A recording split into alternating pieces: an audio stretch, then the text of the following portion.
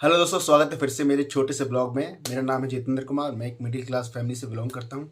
तो दोस्तों, 7 साल का था मैं जब मेरे फादर एक्सपायर हुए थे और मेरी सिस्टर एक्सपायर हुई थी।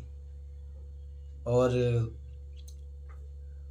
दुख इस बात का था कि दोनों एक ही महीने में एक्सपायर हुए थे, सिर्फ 15-15 दिन के गैप पे। तो जब मेरी सिस्टर की डेथ हुई थी तो मैं उस टाइम पर गाँव में गया हुआ था।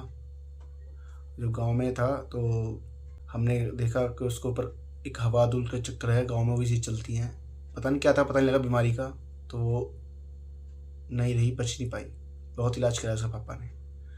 जब उसकी डेथ हो गई तो उसका अंतिम संस्कार सब कुछ हो गया, तो मेरे पापा ने मुझे क्या कहा कि अब तू बुआ जी के पास चला जा, वहाँ रहे, वहाँ अपना काम हम सीख। तो मैं अपनी बुआ जी के पास आ गया, वहाँ सिलाई सीखना शुरू करा मैंने। तो जैसे ही 10-12 दिन गुजरे तो मुझे एक अजीब से सपने आने लगे थे कि मेरे घर में मेरे सबकी डेथ हो रही है और मेरे फादर की डेथ नहीं हो रही। उससे यही टेंशन सबसे ज़्यादा होने लगी कि ऐसा क्यों हो रहा है। बिल्ली रोती थी घर के आस छत पे है। फिर मैंने बुआ जी को, बुआ ऐसे हो रहा है कुछ दिन से मेरे साथ। बुआ ने बोला कोई बात नहीं, ये बेकार की बातें हैं, इसको इग्नोर कर। तो फिर ऐसे 1-2 दिन और निकल गए। मैंने भी इन चीज़ों को गौर करना छोड़ दिया, लेकिन मन में तो आता है ना, अजीब सी भावनाएं होती हैं कि ऐसा क्यों हो रहा है। तो जैसे 10-15 दिन गुजर गए, 15वें दिन क्या हुआ, पड़ोस में फ़ोन आया, बुआ जी को बुलाया। उस टाइम मैं घर पे ही था कि उन्होंने बताया कि ऐसे से राकेश की डेथ हो गई है। मेरे मन में एक अजीब सी हलचल सी होती है कि कुछ तो बात है जो मुझे नहीं पता है। फिर जैसी बुआ जी आई वो रोने लगी, उनको देख के मैं भी रोने लगा। मैंने पूछा वो क्या हुआ, तो उन्होंने बोला ऐसे से भैया नहीं रहे।